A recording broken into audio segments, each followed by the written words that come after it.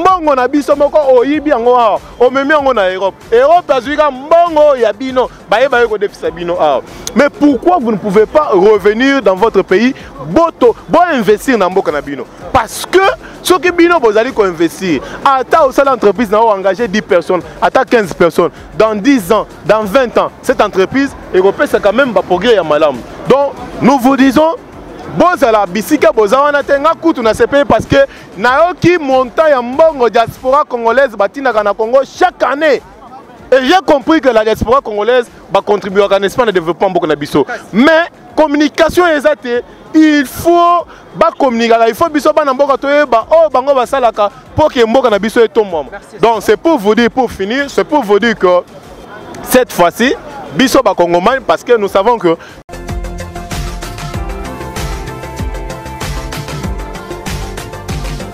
de partout, merci surtout dans la marque de confiance au Boakordara pour Nabiso.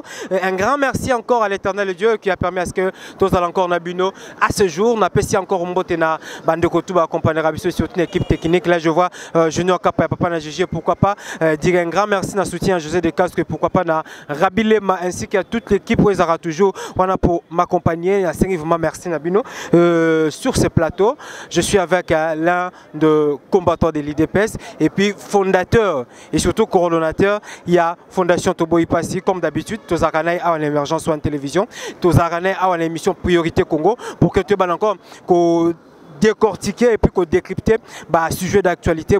Bien que l'actualité est dominée par la publication, il y a un gouvernement Judith Souminoa au Batutu Bazelaki Yango et avec beaucoup d'impatience et beaucoup d'attente, c'était hier vers 1 heure passée de quelques minutes, Ndeba Congolais et Bazalaki n'a plaisir à découvrir ministre, le 54 ministre Oyobako Memabiso Lissousou, na deuxième mandat à Félix Antoine Tshisekedi Oyotobandi déjà.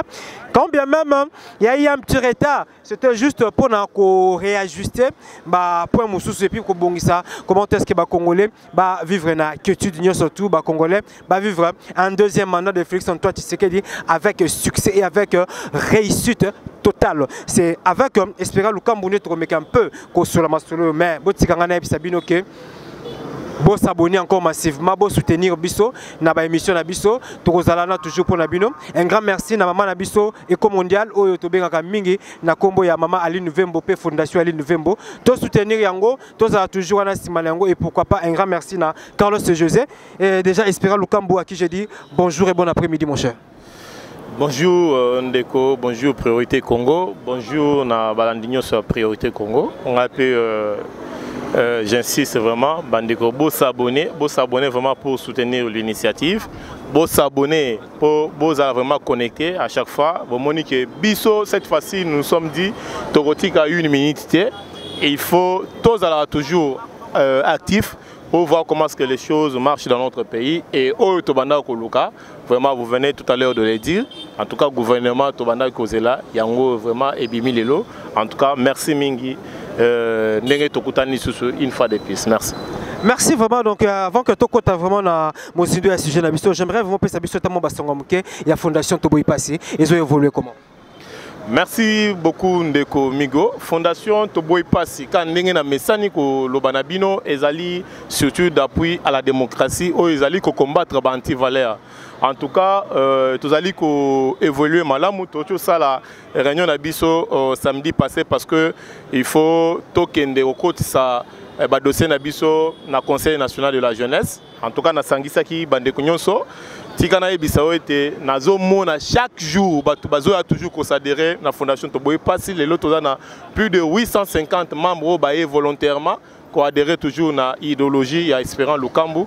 En tout cas pour Nanga Ezali progrès, en tout cas Tozo Kende Molo même si soutien exalté Tozo Salango avec les moyens de bord, mais je suis vraiment très persuadé que avec le temps Zamba Osungakaka. Oui, avec les temps de donc nous sommes là toujours pour vous soutenir et surtout pour vous accompagner. Et à notre grande surprise, comme un bon citoyen, un citoyen civilisé et puis cultivé, tout le monde na constitution de la République démocratique du Congo, aux accords méditer en gros, je sais pas, parce que politique n'a pas et comme il exiger moi dans Congolais tout, à la maîtrise de l'article, et en gros, on est peu motivation. Bon, Ndeko, merci pour la moutuna, surtout que réflexe na et salinga malam. Au moni, tine na ota mona constitution ya mboka lelo, c'est pour expliquer aux Congolais que makambu susu oyo senga biso ba Congolais to changer na mboka oyo ezate que individu muto azolinga ko changer ngo mais ezali bambeba oyo biso to repérer na kati ya constitution na biso c'est pour biso to lobby il faut to changer ngo parce que na oka qui fois passé même avant-hier intervention ya moko ya baye politique ya mboka na biso Ferdinand Kambenge Kambere o azali secrétaire il y a eu des presse et il y a PPRD oui merci beaucoup à Kebisi na mwana mboka Félix Antoine Tshisekedi Tshilombo soki asimbi constitution ya mboka en tout cas koyeba elo ekomela ye nazo yeba te ndeko yokana elo moko nazo linga kotalisa ba kongomani ya soki bozui peut-être l'article 216 ya constitution na mboka na biso dans son alinéa premier yoka elo ko constitution et lobby si la cour constitutionnelle consultée par le président de la République par le premier ministre le président de l'Assemblée nationale ou le président du Sénat, par un dixième de députés ou un dixième de sénateurs, déclare qu'un traité ou accord international comporte une clause contraire à la Constitution, la ratification ou l'approbation ne peut intervenir qu'après la révision de la Constitution. Banamboka, elingi kolobanini. Donc, ndenge biso toza na mboka na biso boye, bakonzi mboka soit mboka na biso eke ko signer contrat moko boy soit accord moko boy na bato libanda c'est que na mboka mususu alors plus tard biso ba kongomani soit ba député na biso soit ba sénateur ba constater que accord o bino ba ocho signer par exemple accord ya Sikomine o biso nyonso to temela au Congo abanda ko perdre plus de 12 milliards de dollars ndenge accord wana se signama na époque ya Joseph Kabila donc pouvoir actuel ce qui est constaté qu'il y a corona et banal ko violer ba loi ya mboka na biso donc ezali ko violer constitution na biso président de la République azali na force soit cour constitutionnelle et ko résilier accord wana te donc ba ko boyango te po ba boyango il faut que la ti mukolo mbukuli konzi ya mboka na biso e ko zali susu rédiger c'est que e ko zala réviser voilà là e ko zala réviser ne ba ko résilier contrat wana. Donc, ceux qui même poursuivent dans 217, il y a la même constitution. La République démocratique du Congo peut conclure des traités ou des accords d'association ou des communautés comportant un abandon partiel de souveraineté en vue de promouvoir l'unité africaine. Et l'Inkolobake, Nengem 23 Bazali Kobomabiso na S, Banamboka Boyoka, Constitution o Bino Bozali Kolobaete, Tshisekedi Asimbate. Nenge Tozo Bunda na S, Wana Bazo Bomabiso, plus de 10 millions de Congolais, O Bazo Koufa na S. Félix Tshisekedi, oh non! Ya pe o azali koluka lelo po kimia ekota na sous-région akoki kopesa kosede mabele wana na ya est na bangula ndenge ba Rwanda bazali koluka bazwango akoki kopesa bango po kimia ekota na sous-région constitution de ezolo ba constitution de permet Tshisekedi c'est que lelo contrairement à ce qu'on nous dit de temps en temps que Tshisekedi apesi Congo na boka ba Rwanda so que Tshisekedi peut apesi est mobimwana na mboko bakonde à commettre une infraction té ouais d'après constitution a violer na constitution té ouais d'après constitution bande konanga nazolo banabino donc Tshisekedi a violé na constitution té il est obligé de le faire ezangate ezo utaye pa nangate botanga article 216 botanga article 217 bopesa biso raison na yango nde biso bakongomani tolobi constitution oyo ekomama na mboka na biso ezalaki pona avantage ekomama pona avantage ya bamindele na bayaka koyiba Congo. Si je comprends bien constitution oyo pour la plupart d'articles oyo ezala ko ekomama pona des avantages ya bakongolais. Mais je vous dis, si on a l'obina banoko énumérango, je ne vais pas te prendre du temps parce que je les ai belé to aborder. Je te dis ceux qui na l'obina banota ça détail la constitution congolais bisikama suyo zali en tout cas au tialo linga même pas régime à Kabila. Maintenant pourquoi le secrétaire adjoint il y a PPRD au nom de Ferdinand Kambere na yemoko Emmanuel Ramazani Shadari parce que contre révision et puis retouche la constitution.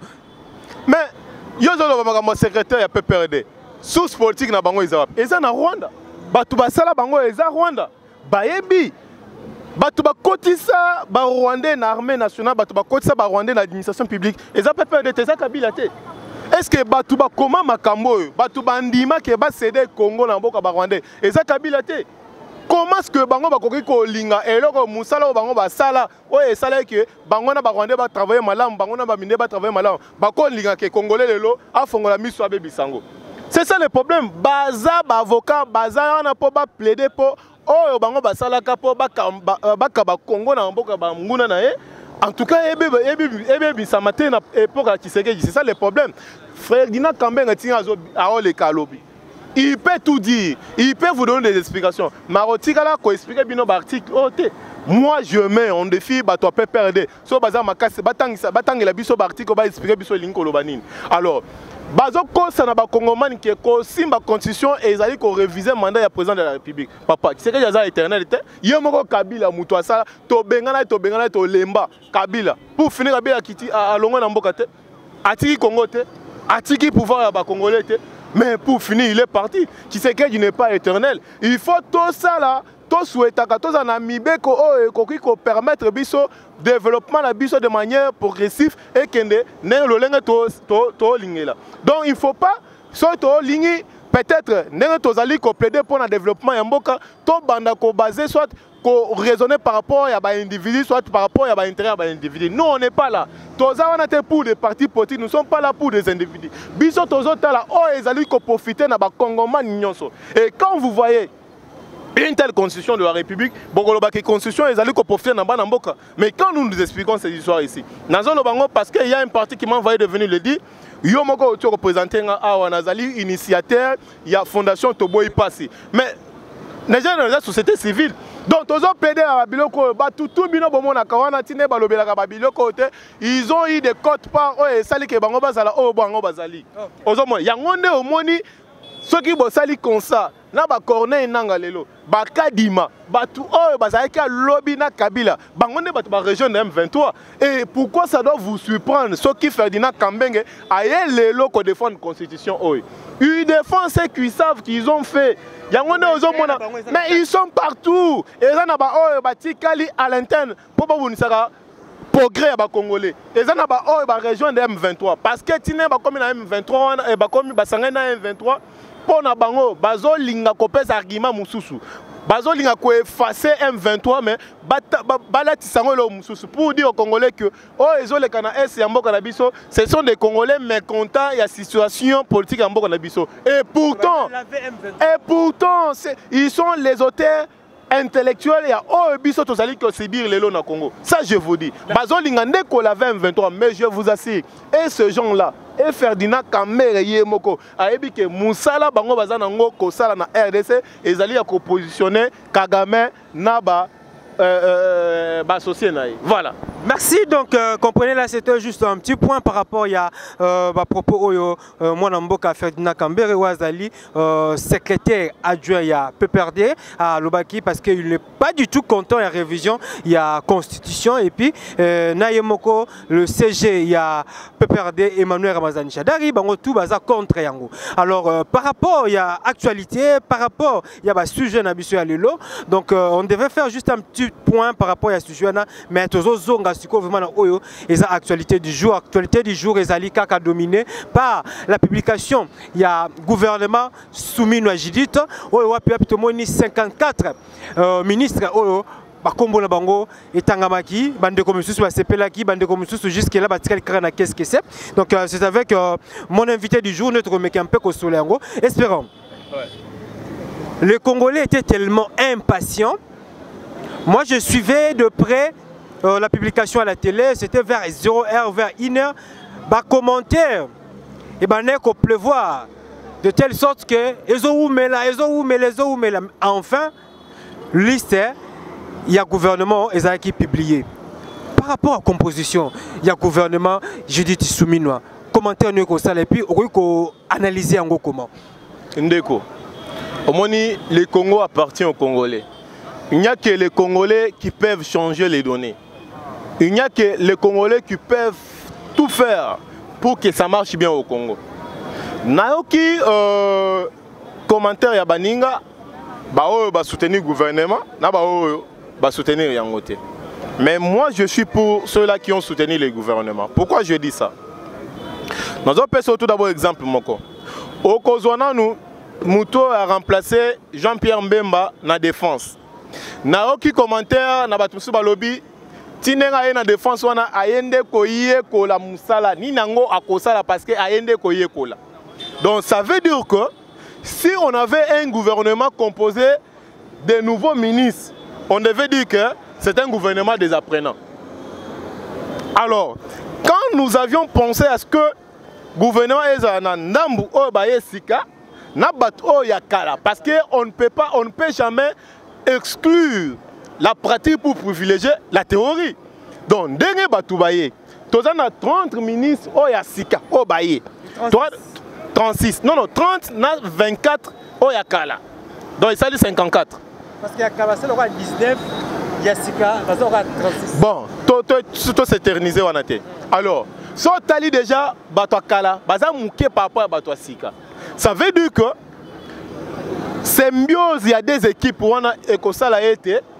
Gouvernement est en force de répondre n'est-ce pas à l'attente il y a des Congolais. Donc on dit un pays comme le Congo, babimisi gouvernement, mais ezala toujours na bateau bakoti sika bateau batikala ko diriger te batikala ko gérer te, mais ce n'est pas quand même possible. Ozomona. Biso problème na biso na Congo ezani ndeko yoka nazolo bana yoka. Congo tellement que tozalaka infiltré tina moi les pigneurs. Yeba que et l'orignon c'est que ça les mana Congo na pour avantage à ba Congolais, il faut ezala toujours saboter. D'ailleurs, de même personnes au Bazali que le gouvernement est de côté. Mais ce sont des personnes qui vont de mettre travailler pour le gouvernement et ça là nécessairement est de côté. Alors, nous sommes les Congolais à discréter. Biso tozolinga progrès. Progrès il faut toi intérioriser en tout d'abord. Il faut biso par notre propre conviction, tous à la persuader sur certains que cette fois-ci ça va changer chez nous. Il faut prendre cette décision de partout où vous êtes. Il faut commencer par là. Et na yangonde tokozala biso nyonso na obligation ya kotalela bato wana toyeba nana salite parce que cette fois-ci ce qu'on sali constat tous les Congolais vraiment se sont déterminés pour voir comment est-ce que ça va marcher cette fois-ci. Ça veut dire que ceux qui moutoient salité, eh bien nous allons dénoncer, nous allons dire que pas celui-là. Je vous renvoie. Tout d'abord dans l'élection, il y a président de la République. Journaliste déclaration. Tout le monde disait que Biso Bakongoma, nous avons compris que Tshisekedi a la volonté de changer les données politiques de notre pays. Il a la volonté de changer les choses dans notre pays. Ceux qui t'ont PC majorité parlementaire, ceux qui t'ont réélire, cette fois-ci ça va aller au Congo. Bien que tu as eu comme une certaine distraction mais qui s'est installé dans la famille politique, mais quand même ils se sont comportés comme deux responsables. Le gouvernement, eh bien nous ne pouvions pas commencer à juger le gouvernement tant qu'on n'a pas encore vu le lingue qui va travailler. Tout peut ça une chance. Ceux qui vont travailler, c'est par là que nous allons commencer à faire la lecture de leur façon d'administrer. Voilà ce que moi je peux dire. Ok, merci. Donc, comprenez, donc, on a juste une analyse par rapport au gouvernement où ils ont composé par le président Félix Antoine Tshisekedi ainsi que son gouvernement. Et on a de Konabiso Espéra Lukambu à PCP point de vue. Mais moi, Namboka, comment on a Congolais s'attendait à ce que moi, nombre et gouvernement, ils ont réduit pour améliorer aussi 30 de vie. Il y a au cadre du ministre Nabiso et la République démocratique du Congo. Alors, du fait que tout le monde a 57, tout ce qui a 54, tout le monde a 3 ministères, apparemment, tout ça est vraiment le côté parce qu'on s'attendait peut-être à ce que tout le monde a 30 ministères, supposons. Mon Amboka, je pense que un pays comme le Congo, parce que je même entendu quelqu'un comparer ce qui s'est passé au Congo, na o et les Kanaki na Tchad.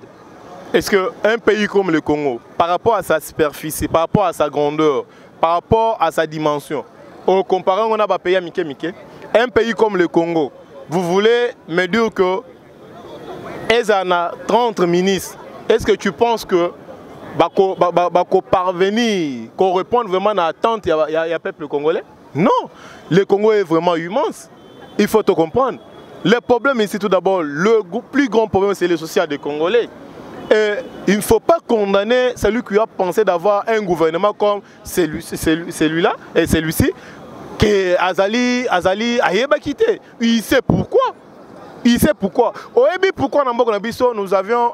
C'est devenu comme une culture chez nous. Parce que quand ça ne marche pas, les gens aiment faire des sorties, les gens aiment parler. Quand ça ne marche pas, c'est comme si il y a un camp qui se retrouve quand ça ne marche pas. Il y a un camp qui se réjouit quand ça ne marche pas. C'est ça au Congo. Pourquoi je vous dis ça?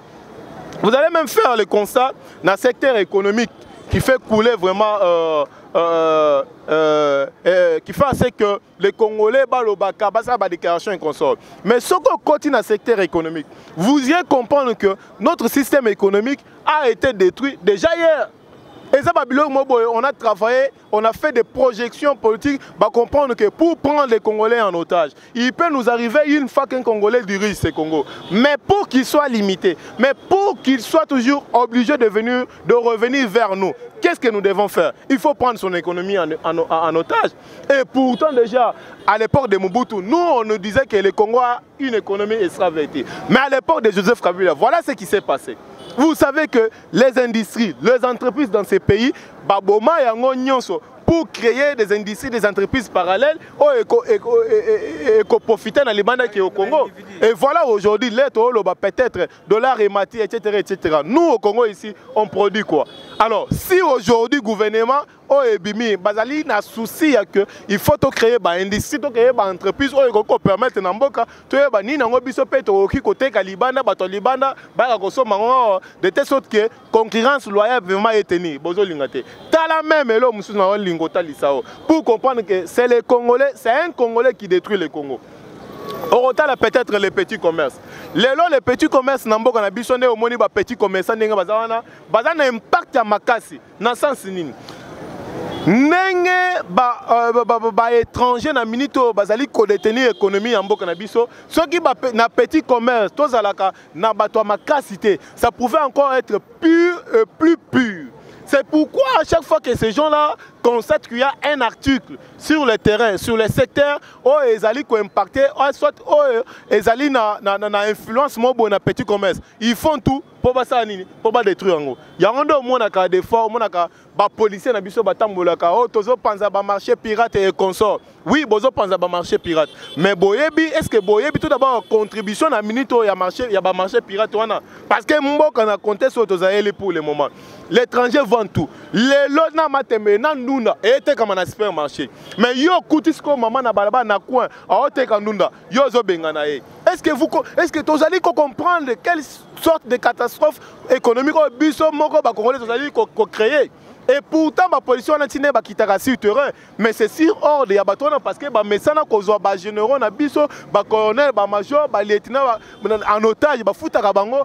Et quand il leur donne des enveloppes, voilà, bossa la boy, biso to te bossa la boy. Et quand ils viennent faire ça, c'est le pays qui est fragilisé. Bilok konyo swana biso total ka badonner nyo swana te. C'est pour vous dire que mboko na biso pour le moment, pour gré o tozali Koluka, Kozela, il faut bien se mettre au travail. Ça veut dire que Ezalaki, il y a Kotengama, il faut Ezonga. Mais pour Ezonga, il faut qu'il y ait une équipe qui va travailler nuit et jour pour qu'il y ait Ezonga. Alors, quand on vous présente cette équipe, ce sont des commentaires, ce sont des déclarations un peu fallacieuses, un peu partout. Or, juste nous les Congolais, on aime, on veut quoi? Qu'est-ce qu'on veut? Nous, pour le changement, qu'est-ce qu'on veut? Dis-moi, donne-moi seulement un seul pays sur cette terre. Sur cette planète que nous sommes, vous et moi, un pays moko s'est développé sans que va passer toujours dans la torture au monde. Toujours comme ça coûte Chine. Yo ebi pour Chine le loba s'est développé pas comme au bazar. Est-ce que ebi ce qui s'est passé en Chine? Donc c'est pour vous dire que nous les Congolais, ceux qui biso to mailler l'été, ceux qui to tiraka discret, je vous assure. Souffrance nabiso éco s'éterniser. Parmi les outils forts qu'un homme blanc utilise, na Congo, il tribalisme. Parce qu'il y a une cohésion nationale et comme il toujours dans le développement. Européen, c'est le développement. Le gouvernement est bimi. À la place, il y a des commentaires, mais il se limite tout simplement de dire que pour le gouvernement autonomique, et ça est l'autre. Ça veut dire que Tshisekedi les a convaincus. Alors nous, on n'est plus là pour ça. Les devoirs que nous avions pour le moment, Ezali, Yakota et la bateau, Bazali, Kosala, Total Lolenge, Kanibango, Bazali, Kosala, parce que le peuple congolais, Azali Kozela, peuple congolais, a impatient vis-à-vis, il n'y a pas si Bissot Ozali, que pour le moment, tous les progrès, tous les réussites, tous les résultats escomptés, il y a gouvernement, voilà. Ok, merci. Donc on nous signale déjà, donc on est arrivé à la fin, mais juste une dernière question pour que tu clôturer, puisque tu as soulevé un point très important en termes d'économie. Alors, Conseil européen na bandeko oyo, baza peut-être à l'extérieur, baza na libanda mboka, vu que l'économie na Russie est gérée par les étrangers. Conseil européen na bango bandeko na pour que ba ko investir. Ah, batika na bango, to ba ya ba potanaka awa ba ravir pouvoir na et pas ba étranger. Oui, mais quand je dis ça, c'est pour le faire comprendre que ce boota la makamuna musika, rien ne va changer. C'est pour le dire ça. Aucun président du monde ne peut tenir sans les opérateurs économiques de son pays. Il faut boyer bango.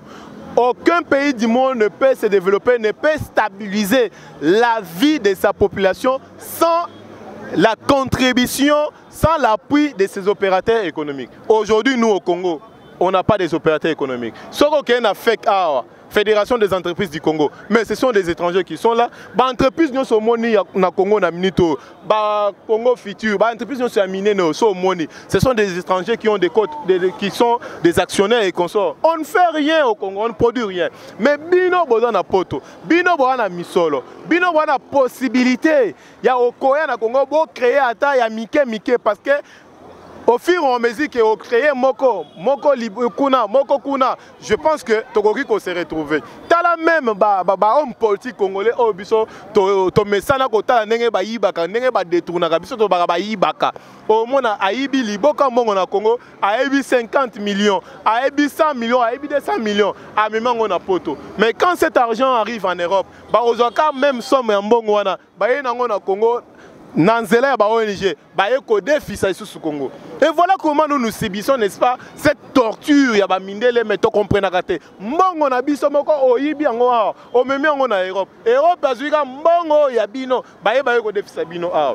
Mais pourquoi vous ne pouvez pas revenir dans votre pays boto, bo investir na mboka na bino? Parce que ce que bino bozali ko investir, ata au sein de l'entreprise na engagé 10 personnes, ata 15 personnes, dans 10 ans, dans 20 ans, cette entreprise européenne c'est quand même pas progrès à malam. Donc nous vous disons bozala bisika bozawana tenga kutu na CPI parce que nayoki montant ya mbongo diaspora congolaise batina na Congo chaque année. Et j'ai compris que la diaspora congolaise va contribuer à l'espace de développement beaucoup na biso. Mais communication exacte, il faut communiquer, il faut biso ba na mboka to ba o bango ba salaka pour que mboka na biso etombe. Donc c'est pour vous dire, pour finir, c'est pour vous dire que cette fois-ci biso ba Congoman parce que nous savons que il faut profiter Nangonga Tshisekedi azali ko kamamboko to changer makambo na mboka na biso. Ce qui a accueilli, c'est que nous avions raté. En tout cas, quant à moi, je vous dirais que toko tika ko kangamino côté. Cette fois-ci toko loba, toko continuer toujours koloba ti mukolo makambo changer na mboka na biso. Merci, donc comprenez que c'est déjà la fin. On nous signale à la régie que to komina suka, le temps nous fait défaut. Juste contact pour que batuba bengayo prochainement, soit tu vas vous appeler vous allez intéresser pour la Mambotali Fondation Tobo Ipasi, on peut s'appeler numéro et ça bien. Ah oui, ça c'est autre chose. Vous voyez, le grand problème aussi dans notre pays est que nous les jeunes, nous sommes vraiment difficilement soutenus. Mais nous sommes des jeunes leaders, c'est avec nous que nous pouvions accompagner les actions, les acquis, tels qu'a été dit par le président de la République. Bon, je suis espérant, Lukamu, comme j'ai l'habitude de le dire, la Fondation Tobo Ipasi, je ne cesse pas de le dire, c'est une structure d'appui à la démocratie. C'est une structure aujourd'hui qui dit non aux antivaleurs. On ne va pas cesser de se battre. Mais pour tous ceux-là qui veulent, n'est-ce pas, rejoindre, n'est-ce pas, la structure ou soutenir la structure, n'hésitez pas de nous appeler au plus 243 81 89 47 598. Je me répète, plus 243 81 89 47 598. Quant à moi, je vous dis merci pour l'opportunité et je dis, n'est-ce pas, merci à Congo Priorité. Merci. Merci surtout pour votre temps. Donc c'est déjà la fin. Un grand merci et à l'équipe technique encore toujours assurée par Junior Kapaya. N'apprécie encore Mbotena Hervé Sitapen. Pourquoi pas dire un grand merci à tonton José de Castro que j'appelle l'homme avec qui j'ai beaucoup d'estime et beaucoup de respect. N'apprécie encore Mbote Ming vraiment na bande konabiso à ONG les amis de colonel Braddock et pourquoi pas dire un grand merci à président Fabrice Tchendela, Judo Club Inawa qui a déjà tous en la demi-finale, on se prépare déjà. Dernier carré pour que tu accèdes à la finale. Je nous promets vraiment est-ce que titre et trophée oyo toko ramener ngona yoloba na yolobo sepela pour rendre encore hommage na maître Cédric Ewabora Owapi boyebi très bien a été côté kabiso donc meilleure façon ko lela et puis ko continuer ko lela ka ezaka ko soutenir club wana na pesi mbote na Carlos et José pourquoi pas dire un grand merci na maître Fabrice Loboko Centrino reconnu par la Fédération internationale de judo, certifié même par la Fédération internationale de judo. Merci pour Nayo, on a passé encore Mbote, na mon colonel Braddock. Merci, on est ensemble. Quant à moi, je vous dis merci, on se retrouve très prochainement. À suivre.